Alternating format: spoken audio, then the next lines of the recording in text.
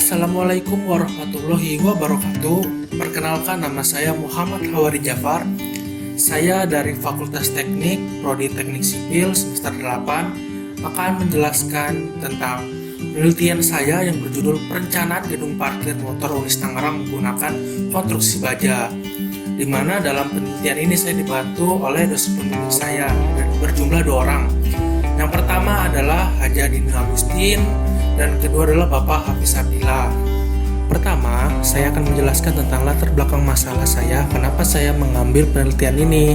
Kita tahu Unis Tangerang merupakan salah satu pelopor pendidikan tinggi Islam di Banten yang banyak diminati oleh berbagai mahasiswa dari berbagai daerah. Unis Tangerang juga merupakan perguruan tinggi pertama Islam di Banten. Nah, oleh karena itu, banyak mahasiswa baru yang menginginkan masuk ke Unis Tangerang. Alhasil, meningkatnya jumlah mahasiswa tiap tahunnya menyebabkan aktivitas kampus pun semakin meningkat dari tiap tahun. Nah, karena meningkatnya mahasiswa tiap tahun, hal itu menyebabkan bahwa jumlah mahasiswa yang membawa kendaraan pribadi itu lebih banyak meningkat tiap tahunnya. Namun, ketersediaan lahan parkir yang ada di Unis Tangerang ini tidak bertambah atau hanya bersifat tetap. Oleh karena itu, saya merencanakan gedung parkir yang dapat menampung banyak jumlah kendaraan pribadi, terutama untuk kendaraan roda 2 atau motor, dan tidak memerlukan lahan yang begitu luas. Nah, oleh karena itu, saya berencana memakai konstruksi baja sebagai komponen utama struktur saya. Yang selanjutnya adalah tujuan. Apa sih sebenarnya tujuan saya dalam merencanakan gedung parkir Unis Tangerang ini? Yang pertama adalah menyediakan salah satu solusi dalam memecahkan permasalahan keterbatasan lahan parkir di Unis Tangerang. Dan kedua, merencanakan gedung parkir sesuai dengan analisa perhitungan struktur. Jadi, intinya harapan saya dengan penelitian saya ini, saya dengan merencanakan gedung parkir motor dengan konstruksi baja diharapkan dapat menjadi solusi yang dapat diambil ide saya oleh pihak yayasan yang dapat memecahkan permasalahan parkir yang telah terjadi dari tahun ke tahun. Selanjutnya adalah profil baja yang digunakan. Dalam perencanaan gedung parkir dengan menggunakan konstruksi baja ini, saya menggunakan baja dengan standar JIS atau Japanese Industrial Standard, di mana untuk kolom itu sendiri dari lantai 1 sampai 3 menggunakan H-beam 200x200x8x12. Sementara untuk balok anak saya dari lantai 1 sampai lantai 3 menggunakan white flank 300x150. Dan untuk balok induk sendiri dia menggunakan white flank 400x200. Dan untuk balok utama ram parkir saya merencanakan dengan menggunakan profil baja white flank 300x150.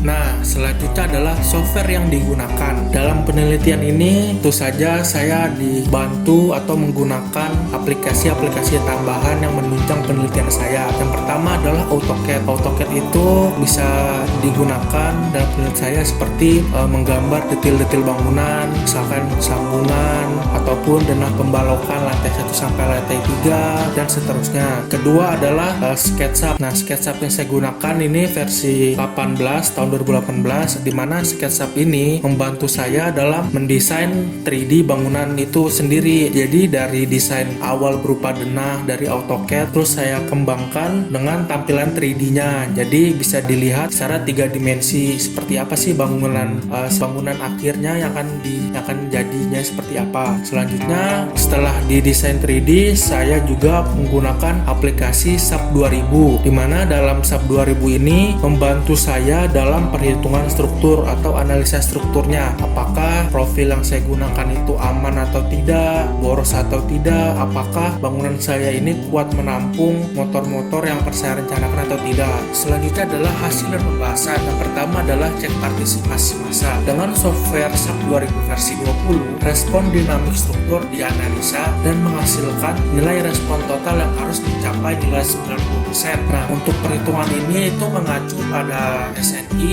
03-1726 tahun 2012 dalam pasal 7.9.1. Nah, setelah dianalisa oleh SAP 2000, software ini menghasilkan sebuah output berupa data. Bisa dilihat pada tabel di samping bahwa pada nomor 7 periode ke-7, periode 0,2 detik itu pada sumbu X dan sumbu Y Y sudah mencapai nilai 90%, dan itu artinya analisis tersebut bisa dikatakan aman atau setelah memenuhi syarat pada pasal 7.9.1 SNI Gempa 03-1726 tahun 2012. Selanjutnya adalah perbandingan geser dasar statis dan geser dinamis. Sesuai SNI Gempa pasal 7.9.4.1 yang mengatur tentang skala gaya, itu disebutkan sebuah syarat bahwa 85% gaya geser statis harus lebih kecil dari gaya geser dasar dinamis. Nah, untuk melakukan perhitungan tersebut, saya juga menggunakan output sub 2000, di mana hasilnya adalah